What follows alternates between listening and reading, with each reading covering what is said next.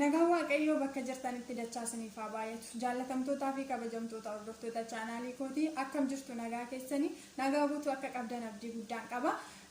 Obboloonni haaraa gara chaanaalii kootii dhuftan like subscribe gochuudhaan maatii kootaa viidiyoo asiin darbu yoo jaallattan share gochuudhaan hiriyoota keessaniin gaa seenaa bareedaa tokkoon isinitti hima. Seenaa kanarraa waan baay'ee akka barattan abdii guddaan qaba. Seenaan kun namoota baay'ee faaraa ta'uu dhiisuu danda'a. Tokkoffaa namoota biroo irratti hiriyoota isaanii irratti arganiiru.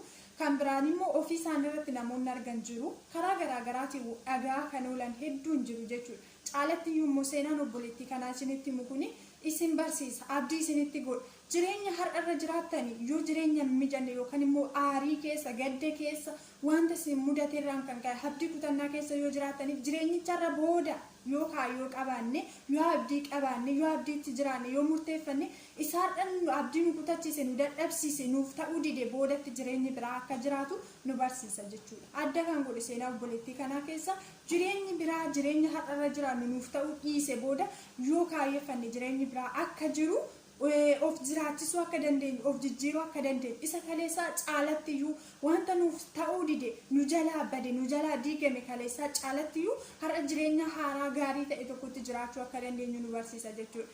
Kanaaf viidiyoo kana yoo jaallattan sheerii godhaa fedha isheetiin seenaa kana akkan isinitti himu kan goote jechuudha. Namoonni hedduun waan irraa barataniif seenaa namaa gaafa dhageenyu akka irraa barannu nuyi wanti nu mudate yoo jiraate abdiitti kutannee itti gaddine yoo jiraate lakkaa jireenyi haaraan jira lakkaa ta'uu ni danda'a jijjiiramuu ni danda'a kan jedhu wayii yaanni akka sammuu keenya keessatti uumamuu nu gargaara. Akkasuma immoo namoota nu booda jiranii fi barumsa akka ta'uuf ittiin gorsuuf namoota badiisarraa kufaatiirraa gaddarraa ittiin oolchuuf nu gargaara jechuudha. Obboleettiin kuni naannoo Oromiyaa keessatti kan isheen dhalatte sadarkaa barumsaarra osoo jirtu mucaa tokko wajjiniin lachuun isaanii barattoota ta'anii osoo jiranii wal jaallatanii gara gaa'elaatti wajjiniin dhufanii inni nama isa gargaaru hin qabu mucaa abbaa hin qabnedha jechuudha. Haadha isaa qofatu isa gargaara ture. Osoo waliin jiraachaa jiranii barnoota kutaa 12ffaa gaafa fudhatu qorummaan isaa dhufee carraa yuunivarsiitii galuu isa qaqqabe jechuudha.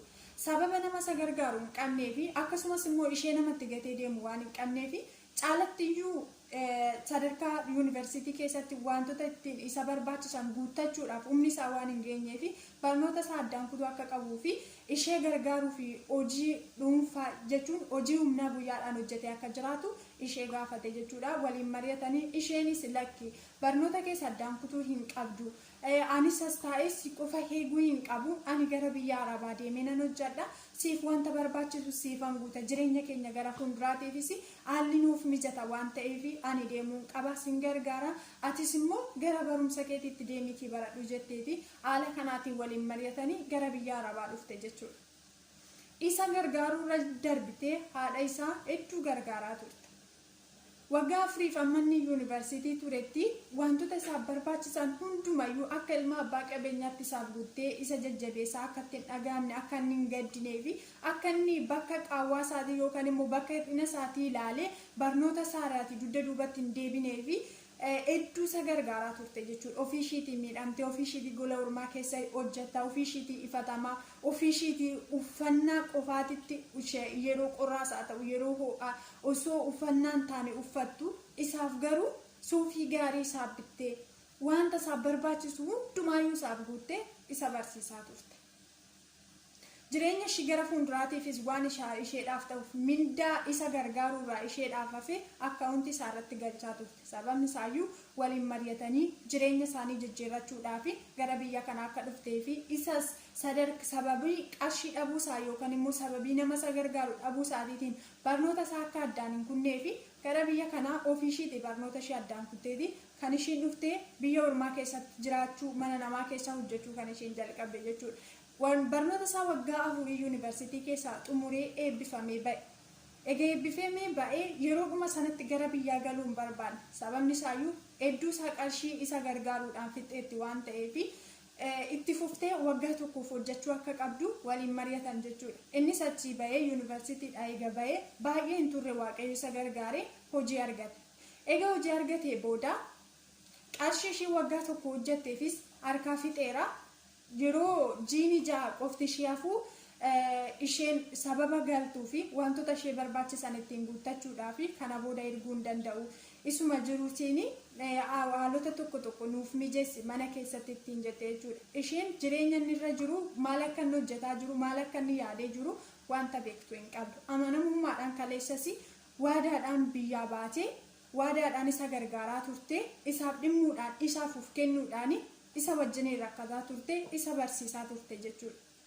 Yeroo isheen galuudhaafi jiini jaatti afuu fi qarshii ergitu malee jedheeni isheen qarshii akka hin qabnee fi galuudhaaf waan jirtuuf immoo qarshiin waan ishee barbaachisuu fi itti himte jechuudha. Kana booda ji'oonni muraasti ishee hafanii naannoo ji'a lamaa booda bilbila isaa hin cufate jechuudha. Isheen galuudhaaf yeroo ji'a lama geessu bilbila hin cufate bilbila yaaltee waan gootu dhabde jechuudha. Isa booda akkasumatti obsitee yeroon galeeyyuu waan ta'e nan arga jettee gara biyyaa gaafa isheen galtu inni fuudhee haadha manaa biraa wajjiniin kan akka isaa barattee eebbifamtee hojii qabatte hojjettu mootummaa akka isaatii fuudhee waliin jireenya eegale jechuudha. Seenaan kun hedduu na gaddisiisa. Gaafa isheen natti himtu akka narra taa'ee isinitti haasa'u osoo hin ta'in baay'ee tokko nan boo'e ture baay'ee natti dhaga'ama. Ishii caala baay'ee natti dhaga'ama. Isheen seenaan sun ishiidhaaf barnoota ta'e ishiidhaaf jajjabina ta'e ishiidhaaf kallattii ishiniyyuu jireenya fooyya'insaatti ishee jiraattuu fi ishee gargaara. Ani garuu hedduu natti dhaga'ame jechuudha. Seenaan kun namoota hedduu bira jira. Mudannoon kun namoota hedduu bira jira. Namoonni baay'een hiriyaa isaanii abbaa manaa isaanii ofii isaaniitiin gola ormaa keessatti dararamaa saqqaqamaa rakkachaa beela'aa dhukkubsachaa dadhabaa hojjetanii abbaa manaa isaanii boruuf naa ta'a abbaa ilmoo kootiiti milkaa'u guddatu jedhanii barsiisaa turanii gargaaraa turanii gaafa dhaqee hojii qabate namaan qixxaate nama ta'e immoo inni kan akka isaatii barbaada jechuudha. Isaa gattaate osoo hin ta'in shamarri biyya arabaa hojjetu tokko hojjetaa mootummaa isa biyya keessa hojjetu gattaatee miti. Isheetiyyuu caala banagaraachillee hojjettoonni mootummaa warri biyya keessa jiranii mindaan isaanii ji'aan dhuftu asbeessaa isaaniiyyuu isaaniif ga'uu dhiisuu dandeessa. Warra waaqayyo isaan gargaaree sadarkaa gaariirra jiran irraan kanatti. Garuu sadarkaadhuma gaariirra yoo osoo hin jiraatin cubbuurraa warri hin gorre hedduun isaanii jiru. Cubbuu warri hin sodaanne hedduun isaanii jiru. Jireenya kaleessa keessaa ba'an kan hin yaadanne hedduun isaanii jiru jechuudha. Gaafa biddeen ofii isaaniitii bitatanii nyaachuu jalqaban. Kun immoo fuula waaqayyoo fuulduratti isin gaafachiisa, isaan gaafachiisa. Kanaaf obboleettiin kun galtee gaafa argitu inni haadha manaa fuudhee haadha manaa biraa wajjin jireenya eegaleera jiraachaa jira. Baay'ee waan nama ajaa'ibu keessaa maal akka isheen taateen dhumarratti maal akka isheen murteeffattee yaadaa ture. Hedduu na dhiphise amma isheen maal akka yaaddee fi maal akka murteeffatte natti hin tutte. Hedduun irraa baradhes namoota hundumaafis akka barnoota ta'u nan abdadha. Isheenis egaa isa argitee haala inni irra jiru haadha manaa biraa fuudhee jireenya jiraachaa akka inni jiru egaa bartee booda qarshii waggaa 4 fi ji'a muraasaaf isattiin gargaaraa turte isa barsiisaa turte sana akka nama rakkataadhaa kenneettan lakkaa'ee jette. Kun baay'ee na ajaa'ibe. Baay'ee na ajaa'ibe.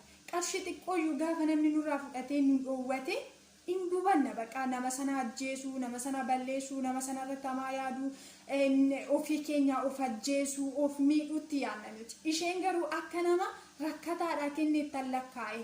Anis yeroodhuma sana murteeffadheen hin gaddinellee gara biyya arabaatti nan deebi'ee jette. Amma Dubaay keessa kan isheen jiraattu jireenya gaarii tokko osoo inni mana hin ijaarratin ofii isheetii mana ijaarrattee jirti amma.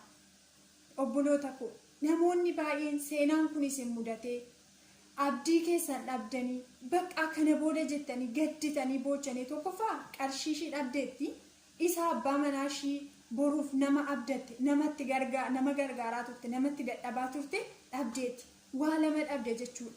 Humni ishii biyya ormaa keessatti dhume isarratti ba'eera. Amma kana hundumayyuu omaatti lakkoofne jireenyi kan biraan boru fuula ishii dura akka jirutti fudhatte akka jirutti amantee jiraachuu akka dandeessu of jijjiiruu akka dandeessu isa kaleessaa caala tarkaanfachuu akka dandeessu hin murteeffatte jechuudha.